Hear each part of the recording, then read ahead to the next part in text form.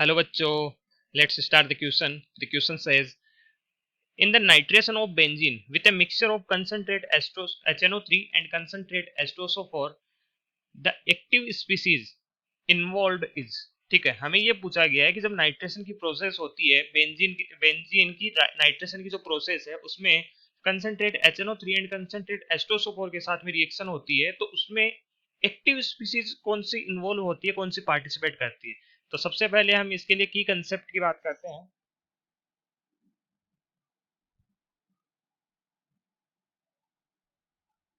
की कंसेप्ट, ठीक है। तो की कंसेप्ट में हम ये लिखते हैं कि जो नाइट्रेशन ऑफ बेंजीन है वो किस टाइप की रिएक्शन होती है। सबसे पहले तो आपको मैं बता दूं, जो नाइट्रेशन ऑफ बेंजीन है वो एक तरीके की इलेक्ट्रोफिलिक सब्स्टिट्यूशन रिएक्शन का ही एग्जांपल है। तो सबसे पहले हम ये लिखते हैं,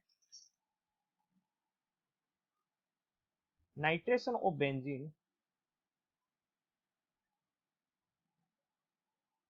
nitration of benzene is an example is an example of electrophilic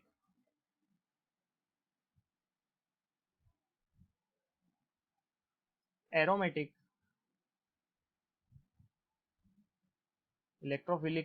substitution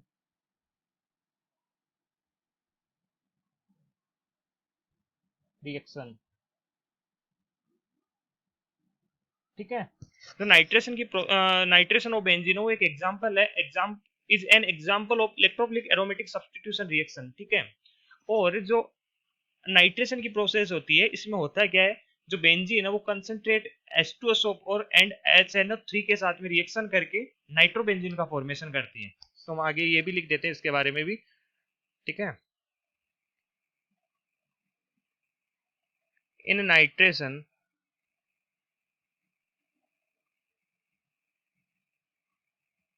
benzene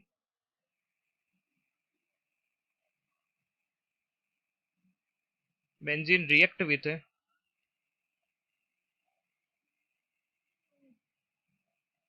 concentrated HNO3 and concentrated H2SO4। मतलब जो नाइट्रेशन है इसमें बेंजीन किसके साथ में रिएक्शन करता है, concentrate HNO3 and concentrated H2SO4 के साथ में रिएक्शन करके करता है, एंड फॉर्म नाइट्रोबेंजीन, नाइट्रोबेंजीन। ठीक है, तो इसकी जो रिएक्शन होती है उस रिएक्शन हम देखते हैं कि क्या रिएक्शन होती है। जो बेंजीन रिंग है इसके साथ में रिएक्शन होती है कंसंट्रेटेड HNO3 और कंसंट्रेटेड H2SO4। जब इसकी रिएक्शन होती है तो हमें फाइनल प्रोडक्ट क्या मिलता है,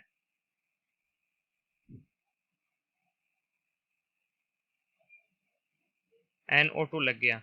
इसे हम क्या बोलते हैं, नाइट्रोबेंजीन।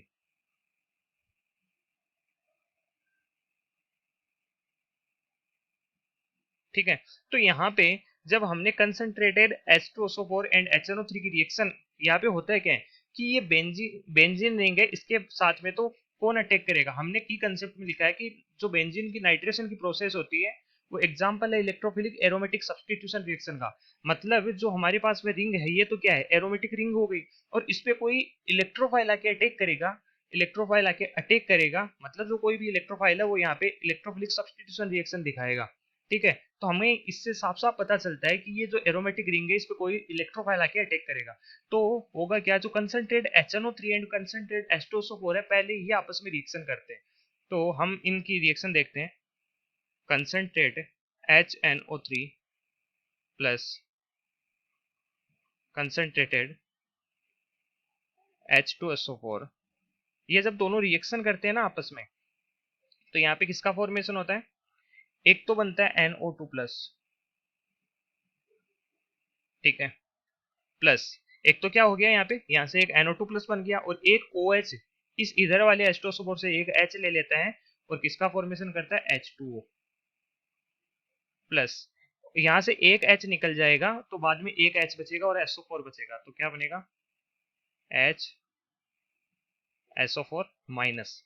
तो हमारे पास में जब पहले कंसंट्रेट HNO3 एंड H2SO4 आपस में रिएक्शन करते हैं तो यहाँ से हमें ये कंपाउंड ये मिलते हैं NO2 प्लस H2O और HSO4 माइनस। ठीक है, अब इनमें हमें क्या पता है कि जो नाइट्रेशन की प्रोसेस होती है इसमें कोई इलेक्ट्रोफाइल आके क्या करेगा, इस पे अटैक करेगा, ठीक है, और इलेक्ट्रोफिलिक सब्स्टिट्यूशन रिएक्शन दिखाएगा।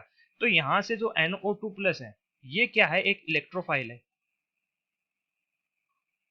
इलेक्ट्रोफाइल, इलेक्ट्रो और इलेक्ट्रोफाइल होता है इसके पास में इलेक्ट्रॉन्स की कमी होती है, तो ये एज ए इलेक्ट्रोफिलिक यहाँ पे सब्स्टिट्यूशन रिएक्शन शो करेगा इस बेंजीन रिंग के साथ में, और यहाँ पे नाइट्रोबेंजीन का फॉर्मेशन करेगा। तो हमें यही पूछा गया कि एक्टिव स्पीसीज कौन सी इन्वॉल्व होती है इस रिएक्शन में। तो एक्टिव स्पीसीज क्या हुई, जब इस कंपाउंड में ये देखो इनकी रिएक्शन से यहाँ से हमें एक एक्टिव स्पीसीज मिलती है, और वो एक्टिव स्पीसीज क्या होगी, NO2 प्लस होगी। ठीक है, तो हम इस NO2 प्लस के साथ में यहाँ पे साथ में लिख भी देते हैं, जो NO2 है यही क्या है, हमारी एक्टिव स्पीसीज है।